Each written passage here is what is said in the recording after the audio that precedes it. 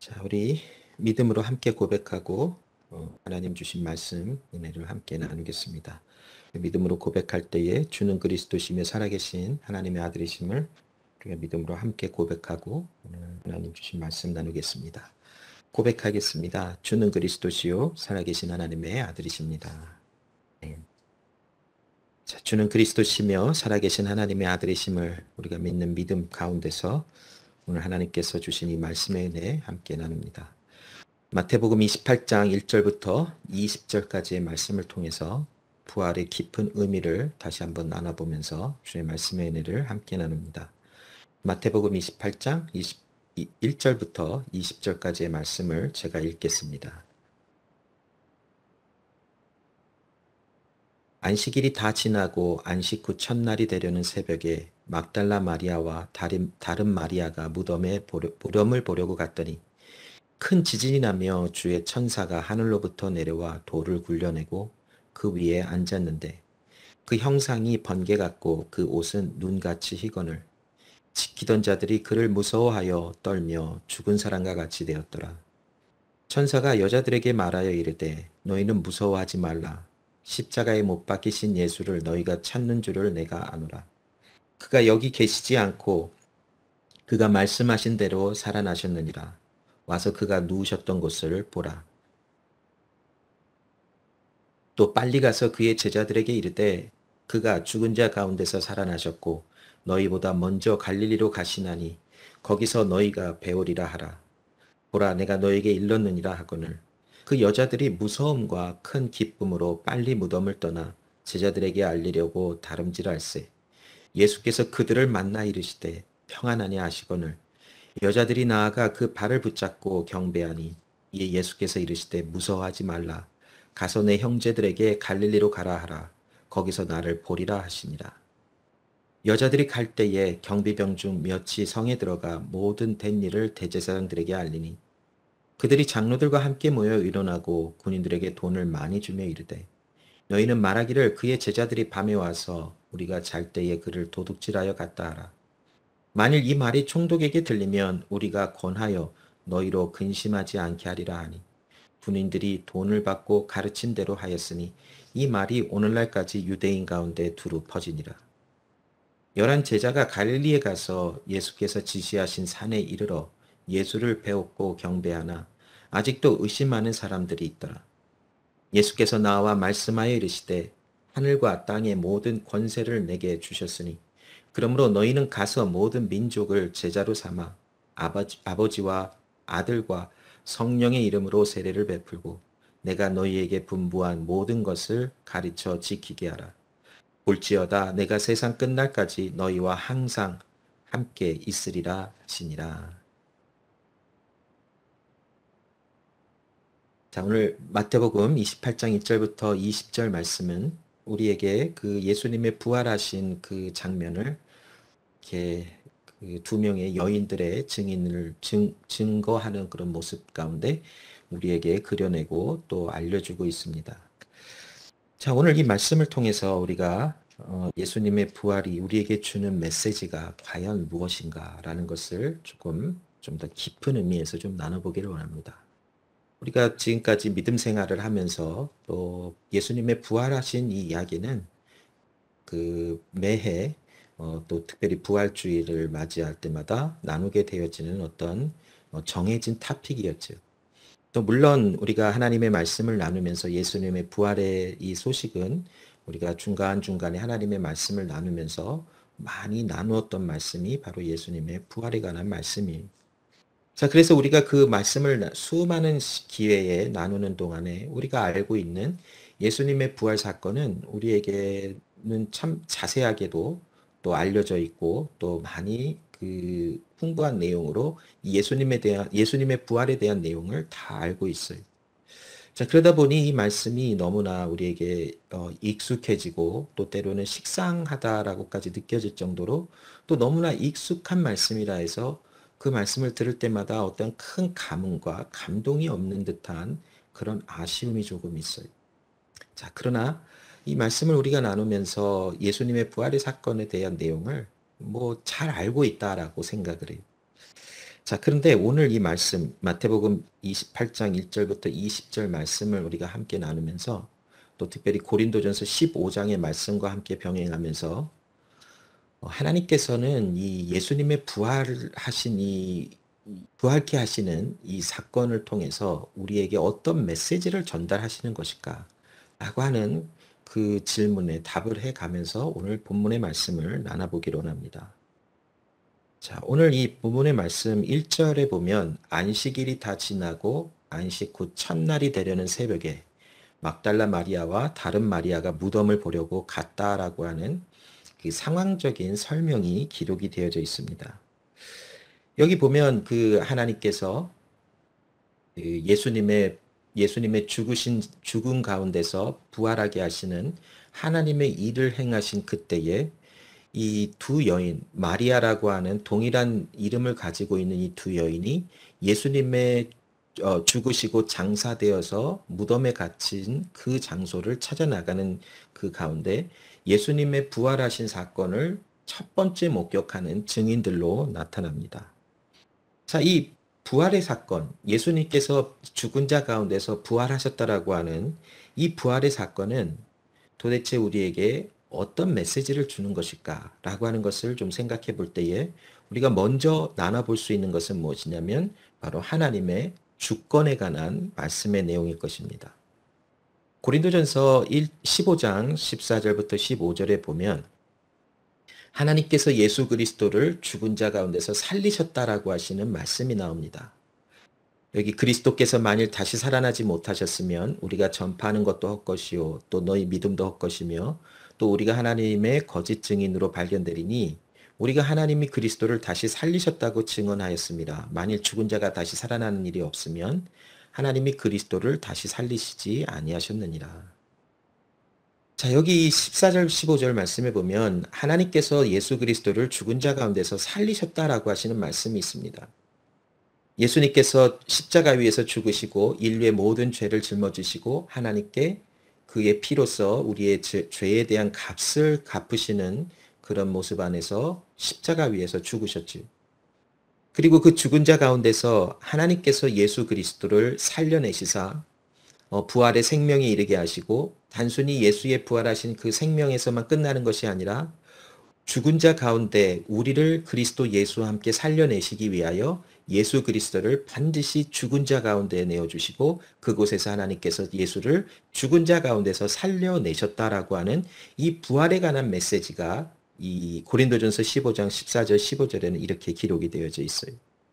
자, 우리 하나님의 말씀 안에서 예수님의 부활의 이 이야기를 나누면서 우리가 가장 먼저 지금 보아야 할 것은 무엇이냐면 바로 하나님의 주권에 관한 것이 하나님께서는 모든 것을 이루며 모든 것을 행하시며 모든 것을 성취하시는 하나님이시다라고 하는 이 하나님의 주권과 능력에 관해서 우리가 놓칠 수 없다라는 것이 그러면 이 하나님의 주권 안에서 펼쳐진 이 예수 그리스도의 부활의 사건이 과연 우리에게는 조금 더 우리에게 어떤 적용되어지는 말씀이 전해지는가 그것을 좀 나눠보려고 하는 것이 자, 창세기 2장 1절부터 3절 말씀에 보면 하나님께서 이 세상을 창조하시고 이제 안식하셨다라고 하는 말씀이 나와요. 창세기 2장 1절부터 3절까지 말씀을 좀 제가 한번 읽어보면 천지와 만물이 다 이루어지니라 하나님이 그가 하시던 일을 일곱째 날에 마치시니 그가 하시던 모든 일을 그치고 일곱째 날에 안식하시니라. 하나님이 일곱째 날을 복되게 하사 거룩하게 하셨으니 이는 하나님이 그 창조하시며 만드시던 모든 일을 마치시고 그날에 안식하셨습니다. 라고 말씀이 나와요. 자, 우리가 잘 아는 것처럼 잘 아는 대로 창세기 1장 2장에 보면 하나님께서 천지를 창조하신 말씀이 나오지요. 6일째 되는 날까지 하나님께서 창조하시고 창조의 모든 사역을 하시고 7일째 되는 날은 하나님이 안식하셨다라고 하시는 하나님의 안식일을 선포하시는 하나님의 말씀이 기록이 되어져 있어요. 자, 6일째 되는 날까지 하나님께서는 창조의 모든 일을 하시고 7일째 되는 날 안식하셨다라는 것은 하나님의 그 행하신 주권 아래서 이루어진 일이며 또 하나님께서 이 안식일이라고 하는 또 안식하셨다라고 하는 메시지를 통해서 구약을 살아갔던 모든 성도들에게 또 이 안식일에 대한 날을 제정하여 그들에게 지켜 행하라라고 말씀하신 것이지. 자, 그런데 이 안식일 7일째 되는 날 안식하셨다라고 하시는 이 말씀은 하나님께서 첫 번째 처음 세상을 창조하시고 모든 일을 마치신 다음에 행하셨던 또 행하시고 난 후에 안식하셨던 날을 안식하셨다라고 말씀하시며 첫 번째 창조에 관한 말씀과 연관시킨 창조 후에 일어난 어떤 안식하시다라고 하는 말씀과 연결이 되어 설명이 되고 있어요. 근데 오늘 말씀해 보면 안식일이 다 지나고 안식 후 첫날이 될 때에 여인들이 나아가서 예수님의 무덤에 나갔다라고 하시는 말씀을 기록을 하면서 마태복음의 이 28장 1절 말씀에 어떤 시간적인 개념을 우리에게 주고 있는데 어떤 새로운 일이 일어났다라고 하는 그것에 대한 암시가 오늘 1절 말씀에 기록된 것이. 자, 그러면 이 창세기 말씀으로 다시 돌아가서 2장 1절부터 3절 말씀에 하나님께서 첫 번째 창조를 하시고 안식하셨다 하신 다음에 그 말씀의 내용과 함께 우리가 나눠볼 것은 무엇이냐면 하나님이 지으신 모든 것을 보시며 보기에 심히 좋았더라라고 하는 말씀이에요. 창세기 1장 31절의 말씀에 보면 하나님께서 지으신 그 모든 것을 보시니 보시기에 심히 좋았더라. 저녁이 되고 아침이 되니 이는 여섯째 날이라. 하나님께서 모든 것을 이제 마지막 여섯째 날에 사람까지 창조를 하시고 모든 것을 바라보시며 보시기에 좋았더라라고 말씀하고 계세요. 자, 우리가 여기서 한 가지 좀 집중해 봐야 되는 것, 좀 신경을 좀, 이렇게 바짝 세워서 좀 이렇게 관심 있게 보아야 되는 것은 무엇이냐면, 보시기에 심히 좋았더라라는 것이. 자, 우리가 보편적으로 우리가 하나님께서 창조하신 이 세상은, 하나님이 보시기에 좋았더라라고 하는 말씀과 함께 어떤 이미지를 갖고 있냐면, 완벽한 세상이었다라고 하는 이미지를 가지고 있어요. 그래서 더 이상 무엇인가가 필요하지 않는 세상, 모든 것이 다 완성되어 갖추어진 세상이었는데 아담과 하와가 범죄를 함으로 이 세상이 그냥 그 하나님의 완벽했던 세상이 무너진 것이다라고 하는 어떤 그런 보편적인 성경을 해석하는 내용들이 우리의 마음속에 이렇게 많이 자리 잡고 있어요. 자, 그런데 이 말씀을 우리가 좀 조심스럽게 다루면서 또 조심스럽게 이 해석을 해가면서 하나님께서 보시기에 좋았더라라고 하는 말씀이 과연 어떤 방향으로 우리를 인도하고 있는지를 조금 더 주의 깊게 살펴볼 필요성이 있지 않을까요? 자, 하나님께서 만일 지으신 모든 세계가 완벽하였다면 아담과 하와는 절대로 죄를 짓지 않았겠지. 왜냐하면 완벽하기 때문에 더 이상 죄를 지을 수도 없고 죄를 지을래야 지을 수도 없는 그런 완벽함이 이 세상에 가득해야만 했겠지. 그러나 우리가 창세기 말씀을 통해서 듣는 말씀은 무엇이냐면 아담과 하와는 3장에 창세기 3장에 보면 결국 하나님이 하지 말라 하신 선악을 알게 하는 나무의 열매를 먹고 하나님을 저항하는 또 하나님과 같이 되려고 하는 어떤 욕심과 또 그런 갈망 속에서 하나님께 심각한 죄를 지은 것이 드러나고 말았어요. 만일 하나님께서 지으신 모든 세계가 완벽하여 더 이상 필요한 것이 없는 완벽성을 갖춘 세상이었다면 아담과 하와는 절대로 죄를 지어 그 하나님을 거부하는 사건이 일어나서는 안 되겠지. 그러나 하나님께서는 이 세상을 창조하시면서 이미 아담과 하와가 선악을 알게 하는 나무의 열매, 하나님이 먹지 말라 하시는 나무의 열매를 먹고 하나님 앞에 범죄할 것을 아시는 하나님, 또 그것을 허락하신 하나님으로 그려지고 있어요. 그리고 에베소서의 1장의 말씀에 보면 하나님께서는 창세 전에 그리스도 예수 안에서 우리가 발견되어져서 그리스도 예수 안에서 하나님이 주시는 기업을 얻기 위하여 예정하셨다라고 하시는 이 세상이 만들어지기도 전에 이 세상이 만들어지기도 전에 그 계획을 가지고 계신 하나님의 그 큰 그림을 보여주고 계세요. 그렇다면 하나님께서 처음 이 세상을 만드셨던 그 모든 것이 우리는 그 하나님이 만드신 것이 완벽하지 않았다라고 하는 말을 어떻게 할 수 있나라고 하는 그건 하나님을 뭐 모욕하는 거야, 아니, 모독하는 건가요? 예, 모독하는 아무튼 하나님을 나쁘게 여기는 거야, 하나님을 온전히 바라보지 못하는 거야라는 어떤 그런 그 생각 속에서 어떻게 하나님이 지으신 것이 다 완벽하지 않아라고 말할 수 있어요. 그러나 하나님의 지으신 모든 세계와 또 하나님께서 행하시는 모든 그 말씀들을 살펴볼 때 하나님께서 천지를 창조하시고 그 세상이 완벽하게 지어져서 더 이상 죄가 들어올 수 없었는데 죄가 들어오는 결과가 나와서 아담과 하와가 무너졌다라고 하는 것을 하나님은 생각하시고 창조하신 것이 아니라는 것이, 하나님은 첫 번째 창조하신 이 에덴 동산을 통해서 설명되는 이 세상이 무엇인가에 더 나아가 더 큰 영광을 얻기 위하여 달려나가게 하시는 창조의 목적을 가지고 계셨다라는 것이, 자, 우리가 말씀을 이제 창세기의 말씀을 이제 다음 주부터 더 나눌 것인데, 그때 조금 더 이 내용을 좀 더 설명하고, 자, 고린도전서 15장 20절부터 22절의 말씀에 보면 그에 대한 이 증거들이 나와요. 자, 이제 그리스도께서 죽은 자 가운데서 다시 살아나서 잠자는 자들의 첫 열매가 되셨도다. 사망이 한 사람으로 말미암았으니 죽은 자의 부활도 한 사람으로 말미암는도다. 아담 안에서 모든 사람이 죽은 것 같이 그리스도 안에서 모든 사람이 삶을 얻으리라. 이것은 하나님께서 아담과 하와가 범죄하여 넘어진 이후에 어떤 이 큰 일을 막기 위해서 예비하신 어떤 그런 계획과 진행하신 것이 아니라, 이 세상이 만들어지기도 전에 하나님께서는 그리스도 예수 안에서 하나님의 사람들이 새 삶을 얻도록 말씀하신 하나님의 계획이 기록된 것이, 그러므로 우리가 이 하나님의 창조하신 이 세상을 바라보면서 특별히 아담과 하와를 이 세상 가운데 창조하여 살아가게 하시는 그 모습을 보면서, 하나님의 창조의 목적은 처음부터 예수 그리스도 안에서 우리가 부활이라는 영광에 이르도록 계획하신 것이 하나님의 창조의 목적 가운데 있다라고 하는 것을 우리는 놓치지 말아야 되는 것이, 우리가 예수님의 부활하신 이 내용을 우리가 나누면서 그냥 예수님이 우리의 죄를 위하여 죽으셨고 부활하셔서 그냥 우리가 구원을 받았구나라고 하는 생각만 하는 것이 아니라, 물론 그 하나님의 은혜를 알고 그 은혜를 믿음으로 바라보며 그것을 인정하는 것 자체는 엄청난 은혜예요.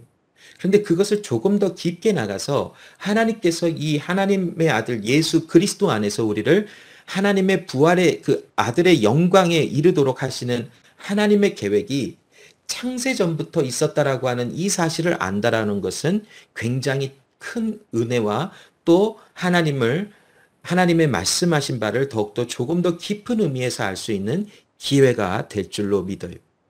하나님께서는 태초 전부터, 이 세상을 창조하시기도 전부터, 아담과 하와를 이 세상에 창조하신 그 이후로부터 하나님의 아들 예수 안에서 부활의 영광이라는 것으로 우리를 덮으사 우리를 그리스도 예수 안에서 발견되어지는 사람으로 정하시고 그 일을 우리에게 펼쳐내시는, 그러므로 이 하나님의 구원의 완성이 점점 더 이루어져 나가는, 이미 성취되어졌지만 이제는 완성되어져 나가는 하나님의 일이 계속 우리 가운데 있다라는 것을 하나님께서는 말씀하신다라는 것이, 예수 그리스도께서 부활의 생명의 이름으로 하나님이 새 창조를 이루신 날을 기념하며 여인들이 안식 후 첫날이라고 하는 그 부활절이라고 하는 그 날에 예수님을 만나러 나갔다라고 하는 사건이 오늘 기록된 것이, 자, 이 내용을 통해서 우리가 하나님께서 우리에게 주시는 메시지는 무엇이냐면,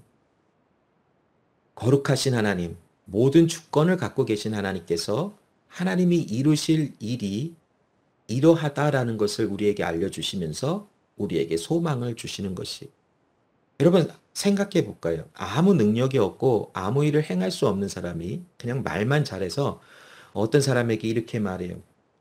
내가 너를 위해서 뭐 한 10년 후에 20년 후에는 내가 이런 큰 것을 줄 거야 라고 약속을 해요. 그리고 이미 내가 너한테 그 모든 일을 지금 행하고 있어 라고 아무리 이야기를 해도 그 사람에게는, 만일 그 사람에게 그런 능력과 그 일을 행할 수 있는 일이 없다면 그것은 그냥 어쩌면 희망 고문이라고 하는 말로 표현될 수 있지 않을까요? 그냥 희망을 주지만 그것은 아무 소망으로 이렇게 우리에게 다가올 수 없는 그냥 어떤 그런 허상의 일이 되겠죠. 그런데 반대로 어떤 능력이 많은 사람이, 또 많은 것을 이미 갖춘 사람이 내가 너를 위해서 이제 10년, 20년 후에도 이런 일들을 내가 이룰 거야 라고 약속을 해주고, 그 사람은 항상 그 모습 속에서 신뢰를 잃지 않은 삶을 살았다면 우리에게는 아마 그 말이 소망으로 다가올 거예요. 자, 우리가 예배하고 우리가 섬기며 우리가 바라보는 하나님은 모든 주권 위에 뛰어나신 주권을 가지신 하나님이시며 모든 것 위에 뛰어나신 하나님이 바로 그 하나님이시라는 것이, 그 하나님께서 우리의 삶을, 이 세상을 만드시기도 전에 우리 가운데 예수 안에서 부활의 영광에 이르도록, 즉 이 부활의 영광에 이른다라는 것은 하나님의 아들과 같은 모습으로 우리를 변화시키신다라고 하는 하나님의 엄청난 은혜가 기록된 것이, 그 일을 우리에게 이루시기 위하여 이 세상이 창조되기도 전에 하나님은 정하셨다라고 하시는 말씀을 주고 있습니다. 하나님은 우리에게 이러한 큰 그림을 그려놓으시고 우리의 인생의 길을 인도하여 나가신다라는 거예요.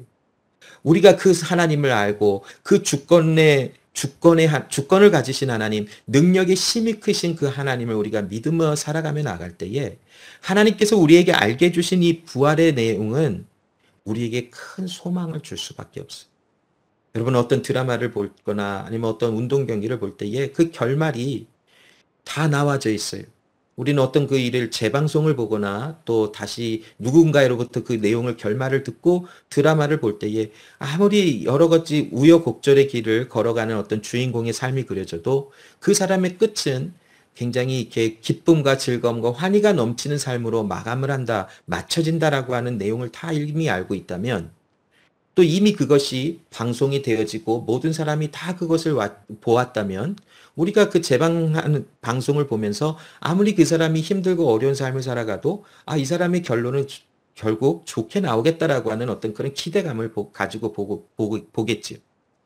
하나님께서 우리의 삶 속에서 내가 너희의 삶 속에 그리스도 예수 안에 있는 부활의 영광을 덧입혀 너희를 영광의 자녀들로 내가 삼아서 너희를 일으키리라 라고 하시는 하나님의 그 구원에 관한 약속을 우리에게 주셔서 우리에게 그것을 확신하시게 하시는 믿음을 주셨다면, 우리는 우리의 삶을 살아가면서 여러 가지 우리가 다 이해하지 못하고 알지 못하는 일들을 경험하고 살아가지만, 결국 일의 결국은 하나님께서 우리를 예수님의 부활의 생명에 이르는 영광에 나타나게 하시는 것을 우리에게 덧입히사 우리를 하나님의 영광 안으로 인도하신다라고 하는 결말이 우리 것이다라고 하는 그것을 바라볼 때에 우리는 소망을 가지고 참아내고 견뎌내고 버텨나갈 수 있는 하나님의 은혜 아래서 살아갈 수 있는 것이, 때로는 우리 다 이해하지 못해요. 왜 우리에게 이런 일들이 일어나는 것일까? 왜 사랑하는 사람들과의 그런 이별과 아픔이 있어야 되고, 왜 여러 가지 어려운 문제를 우리는 겪어야만 하며, 왜 이 고통이라고 하는 이 힘들고 어려운 일들을 통과해야만 하는가? 우리는 때로는 그 모든 것을 다 이해하지 못하지만 그 모든 일의 결국은 하나님께서 그리스도 예수 안에서 발견되어진 자로 하나님의 아들의 영광을 입은 자처럼 우리를 부활의 생명으로 인도하시는 하나님의 결론이 우리의 삶 속에 예정되어져 있고 기록되어져 있다라고 하시는 그 하나님의 약속이 있다면, 우리의 마음에는 그 어려움을 통과하면서도 기쁨과 즐거움과 소망에 넘칠 수 있다라는 것이, 이것이 바로 하나님의 주권이 우리에게 이야기하고 있는 바, 특별히 예수님의 부활 사건을 통해서 우리에게 이야기해 주시는 하나님의 은혜의 말씀이라는 것을 우리는 나눠볼 수 있어요. 자, 에베소서 1장 3절로 6절 말씀해 보면, 찬송하리로다 하나님 곧 우리 주 예수 그리스도의 아버지께서 그리스도 안에서 하늘에 속한 모든 신령한 복을 우리에게 주시되 곧 창세전에 그리스도 안에서 우리를 택하사 우리로 사랑 안에서 그 앞에 거룩하고 흠이 없게 하시려고 그 기쁘신 뜻대로 우리를 예정하사 예수 그리스도로 말미암아 자기의 아들들이 되게 하셨으니 이는 그가 사랑하시는 자 안에서 우리에게 거저 주시는 바 그의 은혜의 영광을 찬송하게 하려는 것이라. 여러분, 우리가 창세기의 말씀을 통해서 또 아담과 하와를 하나님이 창조하신 그 모습을 통해서 그 모습이 보시기에 좋았더라 하시는 말씀이 있지만 그들은 아직 완벽한 상태로 나와 있다라는 것은 아니었지. 그러나 하나님께서 그들이 타락을 하고 하나님을 거부하는 원수가 되어진 상태에서도 하나님의 계획은 그들을 예수 안에서 부활의 생명이라고 하는 은혜를 경험함으로 하나님의 자녀 삼으시는 이 은혜에 하나님의 행하시는 일을 경험하게 하사 하나님의 자녀로 영원히 살아가게 하시는 그 일이 그들에게 예정되었다라고 말씀하시는 것이, 단순히 이것은 아담과 하와에게만 적용되어졌고 그것으로 끝나는 것이 아니라 오늘을 살아가는 우리에게도 죄 가운데 하나님의 원수된 우리의 상황 속에서 하나님께서는 우리에게 그리스도 예수 안에서 하나님께서 자녀 삼으시는 그 은혜를 경험하게 하시는 창조의 목적이 우리 가운데 있다라는 것을 말씀하신 것이. 자, 오늘 1절로 다시 돌아가 보면 안식일이 다 지나고 안식 후 첫날이 되려는 날이라고 하는 말씀이 나오는데 이 표현을 다시 한번 좀 주목해 보려고 해요. 자, 아까도 우리가 말씀을 나눴을 때 창세기 2장 1절로 3절에 하나님께서 6일간을 창조하시고 7일째 되는 날 안식하셨다라고 하시는 말씀으로 첫 번째 창조에 대한 모든 일을 마치시고 안식하셨다라고 하는 말씀이 나와요. 그날을 거룩하게 하셔서 하나님 안에서 하나님의 은혜를 받는 그런 은혜의 날로 안식이라는 날, 또 하나님 안에서 충전을 받고 또 새로운 힘을 얻어서 6일째 나가서 하나님 안에서 또 세상 가운데 하나님의 은혜를 선포하는 또 7일째 되는 날 하나님께 다시 돌아와서 이런 그 하나님의 주시는 은혜를 공급받는 어떤 그런 날로 안식일이라고 하는 어떤 그런 은혜, 그것을 이제는 그 첫 창조를 하신 후에 정하셔서 쭉 인도하셨죠. 자, 그런데 여기 오늘 본문의 말씀에 보면 안식일이 지나고 안식 후 첫날이 되었다라고 하는 말씀은 이제는 더 이상 그 안식일이라고 하는 그 날을 넘어서 7일째 되는 오늘 우리가 그냥 보편적으로 알고 있는 주일이라고 하는 개념인데, 자, 이 여인들이 안식 후 첫날 그 예수님의 무덤에 나갔다라고 하는 이 말은 그냥 우연히 단순히 기록된 것이 아니, 하나님께서 이 마태복음을 기록하게 하시면서 이 시간적인 의미를 기록하게 하시는데 여기에는 충분한 의도가 있어요. 자, 이제는 새 창조가 이루어진 것이 성취가 된 것이, 즉 하나님께서 이 첫 번째 창조를 하신 후에 안식일이라고 하는 것을 제정하사 이 하나님의 백성들로 하여금 안식일을 기념하여 거룩하게 지키는 일들을 계속 참여하게 하셨어요. 그러나 아담과 하와가 범죄하여 이제 하나님의 말씀을 거부하고 죄인으로서 그런 모습들이 드러났을 때에 이미 하나님께서는 그들 안에 예수 그리스도 안에서 그들 안에 새 창조가 이루어질 것을 예정하신 것을 그들에게 알려주셨죠. 그래서 창세기 3장 15절에 여인의 후손이 사탄의 머리를 부서뜨린다라고 하시는 어떤 그런 원초적인 복음이 그들에게 선포가 되면서 이미 새 창조에 관한 말씀도 이미 그들에게 약속이 된 것이었어요. 그런데 하나님께서 약속하신 이 새 창조, 다시 창조하시는 이 하나님의 은혜가 예수 그리스도의 이 세상에 오셔서 십자가에 달려 죽으시고 부활의 생명의 이름으로 이 새 창조의 사건이 성취가 되었다라는 것이. 그래서 이 여인들이 안식 후 첫날 예수님의 무덤에 나가서 예수님의 그 죽으신 것을, 그 죽으신 몸에 이 기름을 바르고 또 향유를 뿌리려고 나갔지만 이 안식 후 첫날이라고 하는 이 시간적인 그 정보를 이 말씀 안에 주면서 새 창조의 사건이 이제는 이루어졌다라고 하는 말씀을 재차 확인시켜 주시는 것이 성취가 되었다라는 것이. 그래서 이 여인들이 나가서 그날에 안식 후 첫날에 그곳에 부활하신 예수님을 만나는 사건이 오늘 본문에 기록된 것이. 자, 그렇다면 오늘을 살아가는 우리에게 이 부활절은 어떤 메시지를 주고 있는가? 단순히 4월에 있는 어떤 한 주일날을 기념해서 그날이 부활주일이라고 기념하는 것만이 아니라 매 주일이 우리에게는 부활주일이라는 것이. 왜냐하면 안식 후 첫날 이 여인들은 예수님을 만나요. 부활하신 예수님을 경험하며 부활하신 예수님 앞에 나가 두려움과 기쁨으로 그 예수님의 발을 붙잡고 예배하는 모습이 오늘 본문에 그려져요. 이 모든 것은 그냥 불필요한 인포메이션을 우리에게 주는 것이 아니라 이 하나하나의 정보를 통해서 하나님께서는 우리에게 오늘을 살아가는 우리가 부활하신 예수님을 만나는 그 주일이라고 하는 그날에 어떤 모습으로 나가야 하는지에 대한 메시지를 우리에게 주고 계시다라는 것이. 여러분, 부활하신 이 예수님을 만나는 이 시작이 바로 안식 후 첫날이라고 하는 오늘을 우리가 살아가는 이 주일이라고 하는 날이라고 한다면 우리는 매 주일 주님 앞에 나오는 이 날이 우리에게는 부활하신 예수님을 만나는 큰 기쁨과 즐거움이 넘치는 그런 날이 되어야만 한다라는 것이.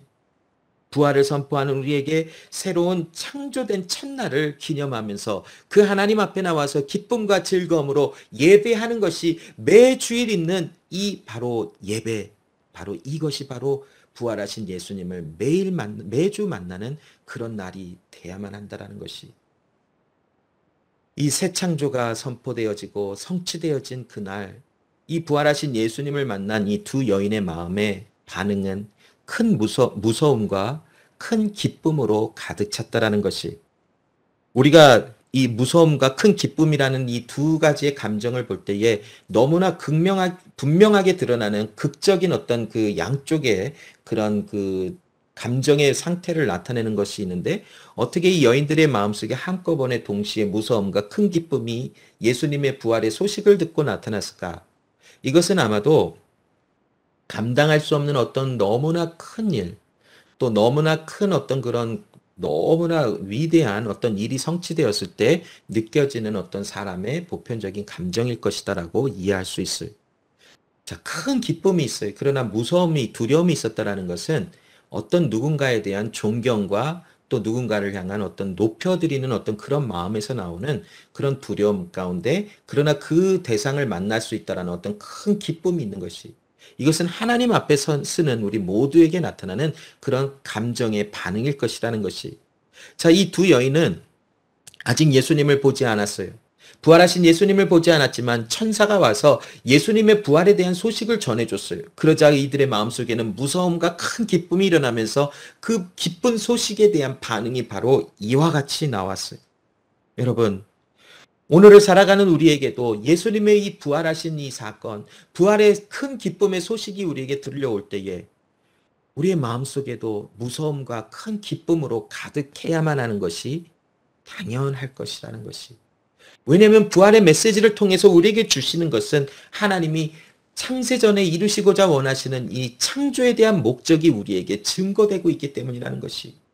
그리스도 예수 안에서 우리도 하나님의 아들처럼 변화되어 그 마지막 날에 이 모든 것이 완성이 되어져서 하나님 나라에 영원히 살아갈 수 있게 되어지는 이 어마어마한 비밀이 우리에게 펼쳐지고 약속되어졌다라고 하는 이 부활의 첫 소식이 들려올 때에 우리의 마음속에 무서움과 큰 기쁨이 가득해야만 한다는 것이.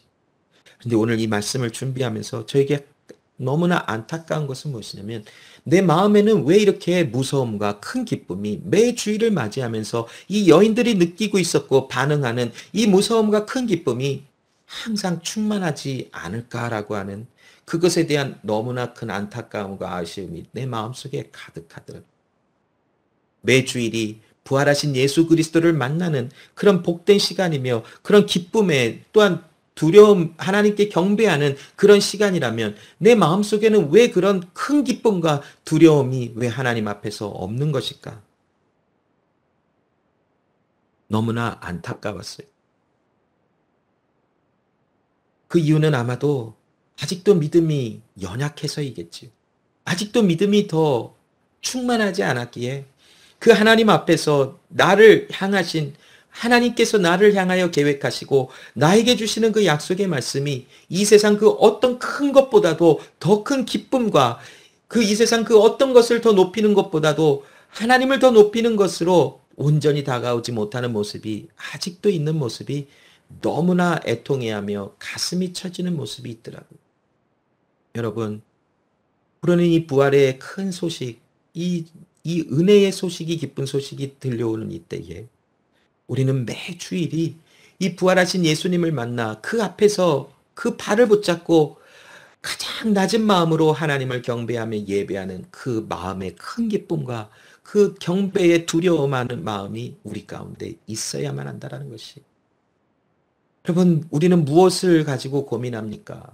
오늘날 살아가면서 무엇으로 우리의 감정이 움직여지며 어떤 것에 우리의 감정이 지배를 받고 있습니까? 우리의 감정과 우리의 모든 것은 하나님 앞에서 그리스도 예수의 부활의 사건에 의해서 기쁨과 즐거움과 큰 은혜를 누리는 그런 마음의 감정의 상태가 되어야 되지 않을까요? 우리는 여러 가지 우리의 눈에 보이는 물질적인 여러 가지 일들이 우리의 감정을 너무나 쉽게 컨트롤하고 영향을 끼쳐서 그것에 좌지우지되어지는 모습들이 너무나 많잖아요. 예배 후에 더 기쁜 것이 무엇이 있을까? 이 지겨운 예배를 끝내고 어디 가서 빨리 또 좀 더 좀 재미난 것을 할까? 누구랑 만나서 조금 더 재미나게 놀까? 또 세상 가운데서 어떤 더 재미나고 신나는 일을 할까? 그것에는 굉장히 큰 기쁨과 어디를 가서 무엇을 하며 뭐 여러 가지 내가 즐거운 일을 하면서 큰 기쁨을 누릴 거야라고 하는 기대가 많아요. 그런데 정작 진정한 기쁨과 행복을 주는 이 부활하신 예수 그리스도를 만나는 이 날이 우리에게는 왜 그토록 기대가 되지 않고 왜 그토록 그 하나님의 기쁨이 우리 마음속에 하라며 나오지 아니할까? 정말 안타까워할 수밖에 없다라는 것이 이 두 여인의 모습을 봐요. 정말 그 하나님의 아들 예수 그리스도의 부활 사건을 보면서 너무나 기뻐한 나머지 이 두려움과 무서움과 큰 기쁨이 그들 안에 가득했다라는 것이 하나님께서는 이미 우리에게 이러한 은혜를 누리도록 이러한 감정이 있도록 하나님께서 우리에게 허락해 주셨어요. 이 여인들에게도 허락되어진 이 은혜와 감정 속에서 하나님의 아들 예수 그리스도의 부활 사건의 소식을 듣고 그들은 진정으로 하나님 앞에 무서움과 큰 기쁨으로 나가며 이제는 부활하신 예수님을 돌아가는 길에 만나 그 발을 붙잡고 그 하나님 앞에 경배하는 이 여인들의 예배의 모습이 그려지는 이 모습 속에서 우리의 모습에도 이러한 하나님의 아들 예수 그리스도 안에서 하나님을 경배하는 모습이 날마다 새로워졌으면 좋겠다라고 하는 마음이 가득할 수밖에 없는 것입니다. 여러분, 부활의 큰 기쁨의 은혜를 누리는 이 부활을 통해서 주시는 하나님의 메시지, 이것을 들을 때에 우리의 마음의 반응은 바로 무서움과 큰 기쁨으로 하나님을 진정으로 예배하는 모습이 나와져야 된다는 것이, 그것이 매 주일마다 또한 더 좁게 바라보면 매일의 삶 속에 부활하신 예수님을 만나는 어떠한 그러한 은혜 속에서 거하는 우리의 모습이 있어야만 한다라는 것이, 고린도전서 15장 34절 또 58절에 보면 깨어 의를 행하고 죄를 짓지 말라 하나님을 알지 못하는 자가 있기로 내가 너희를 부끄럽게 하기 위하여 말하노라. 또 58절에 그러므로 내 사랑하는 형제들아 견실하며 흔들리지 말고 항상 주의 일에 더욱 힘쓰는 자들이되라. 이는 너희 수고가 주 안에서 헛되지 않은 줄 알미라. 여러분, 부활의 기쁜 소식을 들은 우리의 마음의 삶은 의를 행하는 자들이 항상 되어져야 된다는 것이, 의를 행한다라고 하는 것은 우리의 어떤 단순한 어떤 도덕적으로 깨끗하고 하나님의 말씀을 잘 지켜내는 어떤 그런 행위만을 이야기하는 것이 아니라, 의를 행한다라고 하는 것은 결국 부활하신 예수 그리스도 안에서 우리도 부활의 생명에 이르러 하나님의 구원에 이르는 하나님의 그 크신 은혜와 그 하나님의 사랑과 하나님의 능력이 있다라고 하는 하나님을 인정하는 우리의 전인격적인 삶이 된다라는 것이, 많은 사람들이 이 고린도전서에 통해서 드러나는 많은 사람들이 부활이 없다 하면서 하나님의 은혜 앞에서 살아가지 못하는 많은 모습들이 그려졌어요. 그것을 보고 안타까워했던 사도 바울이 고린도 교회 성도들에게 하나님의 은혜 아래서 우리에게 죽은 자 가운데서 부활하게 하시는 하나님의 은혜가 있으니 너희는 그 하나님, 그 은혜를 베푸시는 부활의 생명이 이르도록 하시는 그 하나님을 믿음으로 바라보며 그 하나님 앞에서의 삶을 살아라 라고 권면하는 하나님의 말씀이 아닐까요? 여러분, 우리의 삶 속에 우리는 그리스도 예수 안에서 우리를 부활의 생명에 이르게 하시는 그 하나님의 은혜, 그 하나님의 주권, 하나님의 능력을 바라보며 하나님을 거부하고 하나님을 의심하는 마음에서 떠나야 한다는 것이, 또한 58절에 보면 하나님의 기뻐하시는 일을 하며 흔들리지 말고 항상 주의 힘쓰라라는 것은 이제 하나님께서 우리에게 주시는 그 말씀의 은혜, 또 하나님께서 부활의 생명에 이르게 하신 사람들에게 행하라 하시는 그 말씀을 행하며 살아가는 삶의 방향성을 이야기하고 있어요. 오늘 말씀 16절부터 20절 말씀에 보면 예수님께서 부활하신 그 자신의 모습을 제자들에게 보여주시며 그들에게 부탁하시는 말씀은 무엇이냐면 모든 민족으로 제자를 삼으라는 것이, 그러면서 가라 말씀하시고 세례를 베풀라 말씀하시고 그들에게 말씀을 가르쳐 지키게 하라라고 하시는 구체적인 말씀을 주고 계세요. 고린도전서 15장 58절에 주의 일을 행한다라는 것, 견실하여 그것에 흔들리지 말고 주의 일을 행하는 그 하나님의 말씀을 받은 자들로 부활의 생명에 동참한 자들로 살아간다는 것은 바로 이러한 하나님께서 부탁하신 하나님의 말씀이 반응되어져서 기쁨과 큰 두려움 속에서 이행되어지는 삶의 방향성이 있다는 것이, 여러분, 우리는 의도적으로 나아가야 되는 것이, 나가서 사람들과의 관계 속에서 그들에게 하나님의 말씀으로 그들을 교회로 세우며 그들을 하나님의 말씀을 가르쳐주며 그들을 지키게, 하나님의 말씀을 지켜나가는 그런 모습으로 권면하며 격려하며 함께 짐을 지며 나아가는 것이 바로 부활의 생명에 동참한 하나님의 사람들의 삶의 방향성이라고까지 말하고 있어요.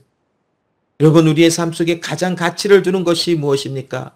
많은 재물을 얻고 많은 것을 이루며 성공하여 이 세상에서 편하게 살아가는 것이 우리의 가치관이라고 한다면, 그것은 그리스도 예수 안에서 부활의 생명에 이른 하나님의 자녀들의 가치관과는 굉장히 이질감이 느껴질 수밖에 없는 가치관일 것입니다.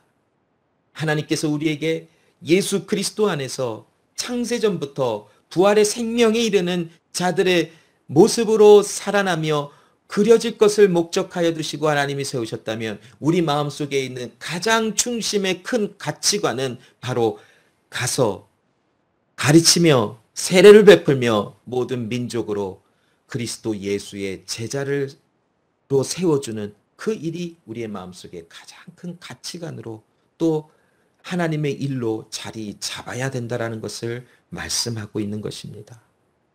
17절에 보면 예수를 배웠고 경배하는 아직도 의심하는 사람들이 있더라라고 하는 말씀을 보면서, 부활하신 예수님을 지금 보고 그 앞에서 예배하면서 그 주님과의 지금 관계성 속에서 있으면서도 예수님이 진짜 부활하신 것이 맞는가라는 의심하는 사람들도 있었다라고 합니다.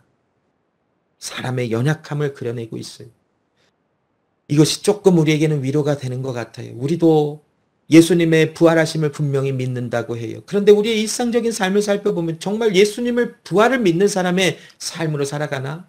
무의식적에 그 하나님의 부활, 예수님의 부활의 사건을 신경 쓰지 않고 그냥 무시하면서 무심하게 그냥 지나가는 그런 사람들이 얼마나 많아요.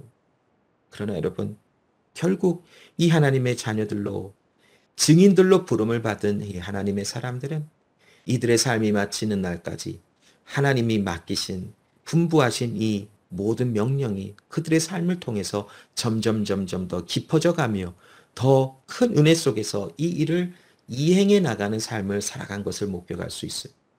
오늘 부활절에 말씀을 나누는 이 날에 매 주일이 우리에게는 부활절과 같은 날들이며, 매 주일날 우리는 그리스도 예수, 부활하신 예수님을 만나 그 발 앞에 엎드려 예수님을 두려움과 큰 기쁨 안에서 예배한 우리 마음속에, 이제 우리의 삶은 6일 동안 가서 모든 민족으로 제자를 삼는, 그들에게 가고 그들에게 세례를 베풀며 그들에게 말씀을 가르쳐 하나님의 말씀 안에서 예수님의 제자가 되는 모습으로 나가도록 격려하며 그들을 세워주는 일들을 반응이 나와야 되는 것이 이 부활절에 우리에게 주시는 진정한 예수 그리스도의 부활하신 말씀이 우리에게 주시는 의미일 줄로 믿습니다.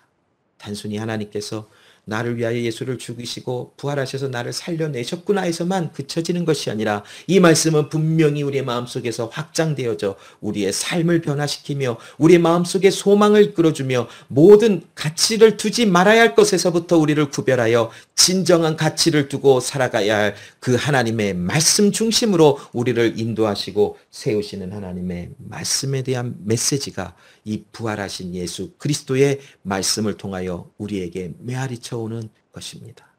그러므로 사랑하는 믿음의 형제 자매 여러분, 그리스도 예수 안에서 하나님께서 창세전부터 우리를 계획하시고 창조하시고 새 창조에 이르게 하시는 그곳에 우리에게 목적을 두신 그 하나님의 은혜와 사랑 가운데서 주를 위한 우리의 모든 삶이 되어지기를 간절히 소원합니다. 기도하겠습니다. 하나님 아버지, 감사합니다.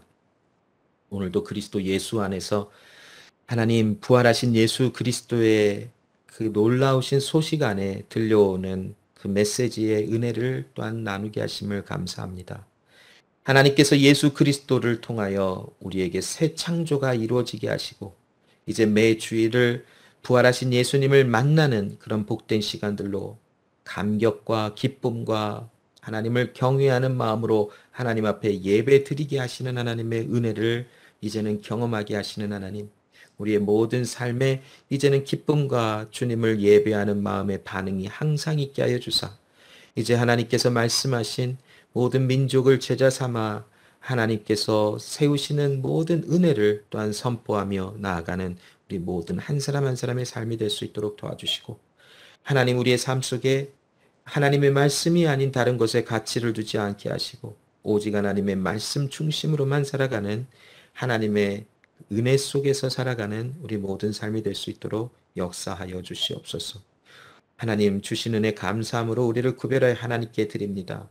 하나님 주님 앞에 드려진 이 모든 것, 또 우리의 삶도 하나님의 통치와 다스림 속에서 하나님의 영광만을 나타내는 그런 모든 삶의 모습들이 될 수 있도록 역사하여 주시고, 특별히 우리 연약하신 부모님들을 하나님 위로하여 주시고, 우리 연약하신 부모님들에게 위로와 평강과 하나님의 또한 치료와 또 회복하시는 은혜가 넘쳐날 수 있도록 하나님 도와주시옵소서.